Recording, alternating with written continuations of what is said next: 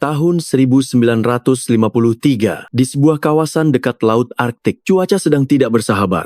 Sekelompok suku Inuit sibuk mempersiapkan diri untuk menghadapi badai salju yang mengancam.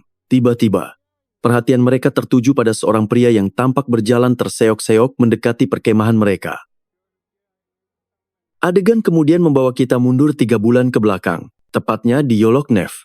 Di sebuah bar yang ramai, Charlie tengah merayakan ulang tahunnya ditemani kawan-kawannya.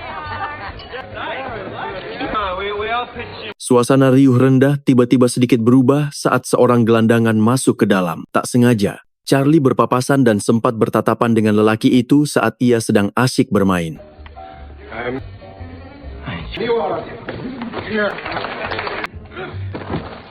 Keesokan harinya, Charlie bangun kesiangan. Charlie pun buru-buru berangkat, tetapi tetap saja terlambat menemui bosnya, Walter Shepard.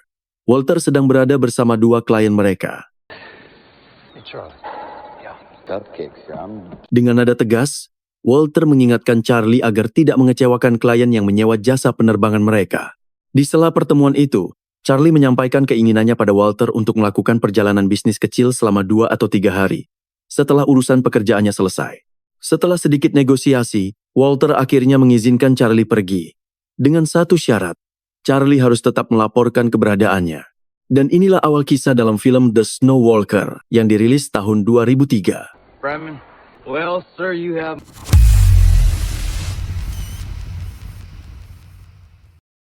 Perjalanan Charlie dimulai. Tugasnya hari ini adalah mengantarkan barang dengan pesawatnya. Setelah terbang beberapa lama, Charlie mendarat di sebuah pesisir.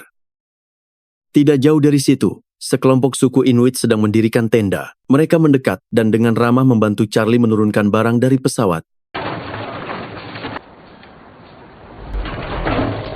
Setelah selesai, mereka mengajak Charlie untuk melihat ke dalam tenda mereka. Rasa penasaran membuat Charlie mau mengikuti. Di dalam, sebuah pemandangan mengharapkan menunggu. Mereka menunjukkan putri mereka, Kanalak, yang sedang sakit. Dengan harapan, mereka memohon pada Charlie untuk membawa gadis itu ke kota agar mendapat pertolongan dokter. Charlie ragu. Dari gejalanya, Kanalak seperti mengidap TBC. Lagi pula, kabin pesawatnya sudah penuh dengan barang. Charlie menyarankan keluarga itu lebih baik kembali ke desa mereka. Saat Charlie berjalan kembali ke pesawat, salah seorang dari keluarga itu menghampirinya. Lelaki itu menawarkan sesuatu yang berharga, sebuah gading walrus yang nilainya sangat tinggi. Setelah berpikir sejenak, Charlie akhirnya setuju. Charlie akan membawa Kanalak.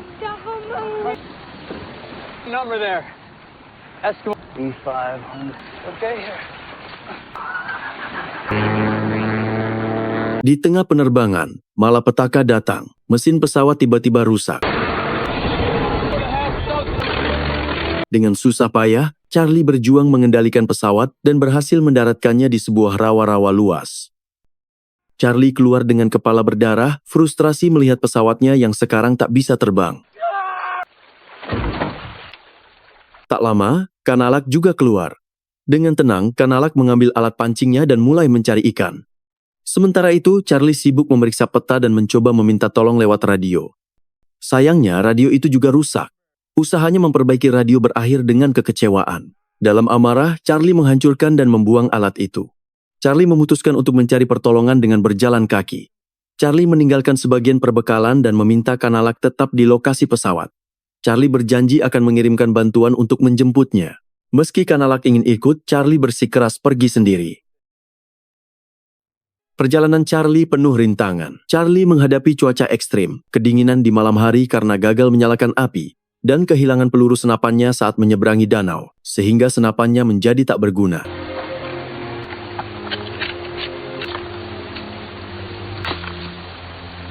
Di tempat lain, bos Charlie, Walter, mulai cemas karena tidak ada kabar.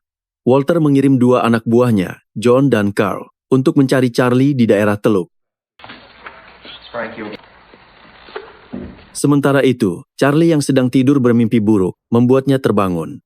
Saat terbangun, Charlie terkejut karena banyaknya nyamuk yang berterbangan, serta banyak yang menggigit tubuhnya.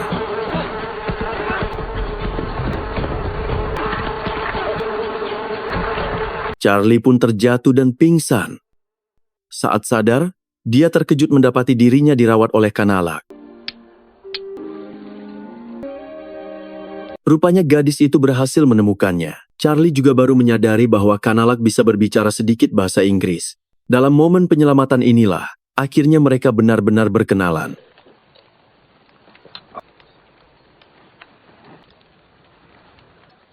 Six. Catch this? Sementara itu, di lokasi berbeda, John dan Carl sampai di tempat di mana Charlie pertama kali mendaratkan pesawatnya. Di sana, mereka hanya menemukan bekas jejak tenda yang sudah kosong. John langsung berprasangka buruk. John menduga suku Inuit itu telah membunuh Charlie dan menghancurkan pesawatnya. Carl, yang sejak awal tidak begitu suka dengan John, sama sekali tidak percaya dengan teorinya.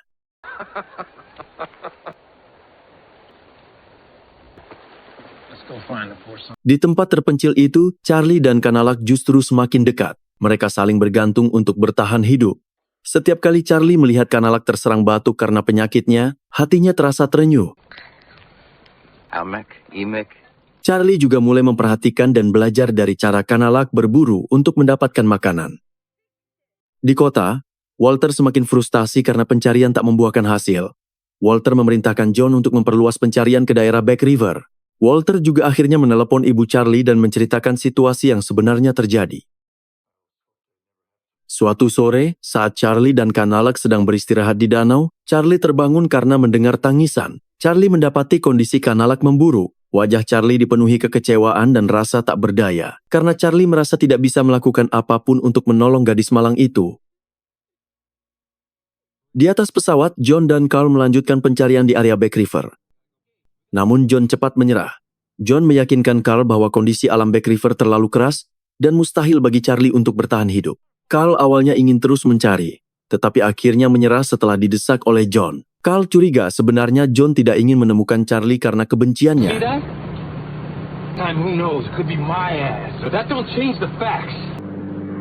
Di bawah, Charlie tiba-tiba mendengar suara mesin pesawat. Charlie berlari sekuat tenaga, berteriak dan mencoba memberi sinyal. Tapi harapannya pupus saat melihat pesawat itu justru berbalik arah dan menjauh. Kecewa, Charlie dan Kanalak memutuskan untuk kembali berjalan mencari jalan pulang. Dalam perjalanan, mereka saling bercerita tentang latar belakang masing-masing yang membuat ikatan antara mereka semakin dalam.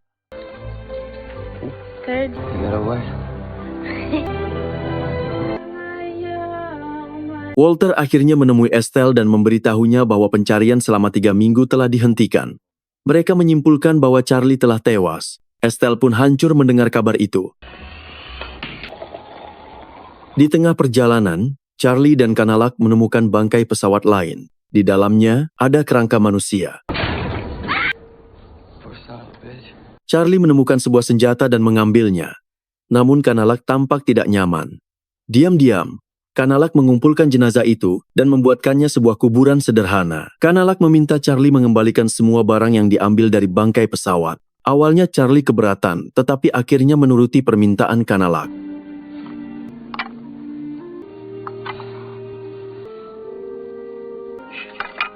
Gadis itu kemudian menjelaskan tentang Terkwil, sebuah roh dalam kepercayaan suku Inuit yang akan membawa arwah orang meninggal ke tempat berburu yang abadi. Itulah sebabnya, orang yang akan meninggal wajib membawa peralatan berburunya. Mendengar penjelasan itu, Charlie pun memahami dengan pengembalian barang-barang tadi. Tusu. It's your time now. So fish. Di sisi lain, Estelle datang menemui Walter untuk mencoba menenangkannya. Estelle meminta Walter berhenti menyalahkan diri sendiri. Estelle juga memberikan sebuah foto kenangan Charlie bersama rekan-rekannya di bar. Sementara itu setelah berjalan jauh, Charlie dan Kanalak akhirnya berhasil menemukan kembali lokasi pesawat mereka yang rusak. Charlie sempat bersemangat, berharap ada tim penyelamat yang meninggalkan perbekalan. Tapi kenyataannya, tidak ada apa-apa di sana. Kekecewaan membuat Charlie meluapkan emosi.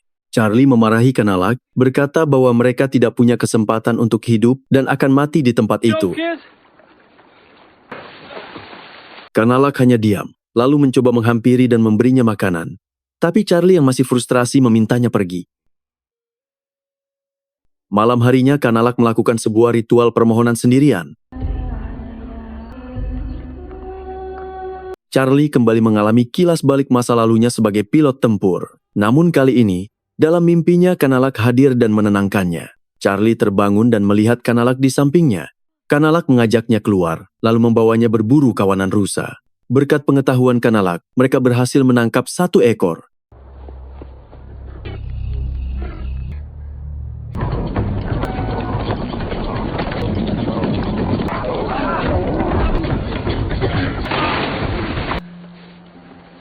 Mereka pun menyantapnya bersama. Dalam momen itu, Charlie menyampaikan kekagumannya pada Kanalak. Charlie berterima kasih atas semua yang telah gadis itu lakukan dan atas kemampuannya meredam kebencian dalam diri Charlie, mengubahnya menjadi kedamaian.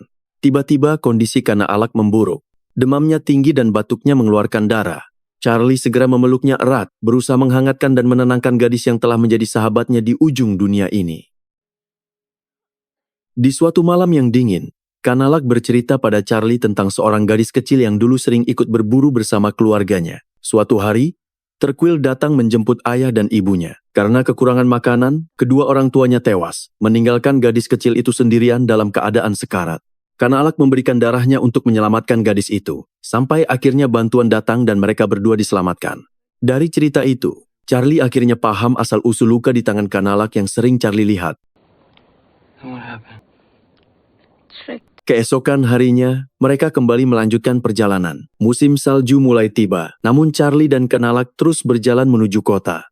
Charlie berusaha menyemangati Kanalak dengan menceritakan semua hal yang akan ia tunjukkan nanti saat mereka sampai di kota. Sementara itu, di rumah Charlie, barang-barangnya mulai dikemas dan dipindahkan untuk persiapan acara peringatan. Keluarga dan kerabatnya mengadakan upacara di gereja, menganggap Charlie telah tiada.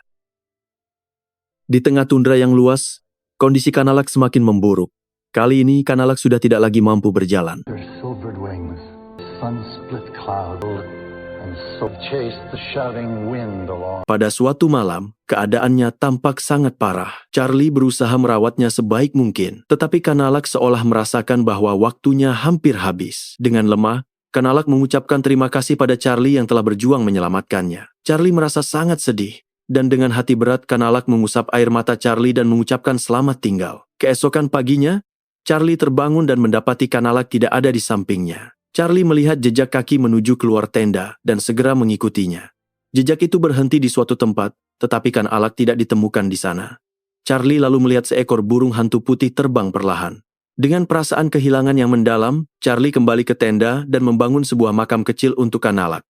Charlie menaruh alat-alat berburu milik Kanalak di dalamnya, sebagaimana yang diajarkan gadis itu tentang kepercayaan sukunya. Setelah itu, Charlie melanjutkan perjalanan sendirian, hingga akhirnya sampai di suatu perkemahan. Di sanalah Charlie bertemu dengan sekelompok suku Inuit. Persis seperti adegan pembuka film, mereka menyambutnya, dan Charlie pun akhirnya tiba di antara manusia kembali, membawa semua kenangan tentang Kanalak di dalam hatinya.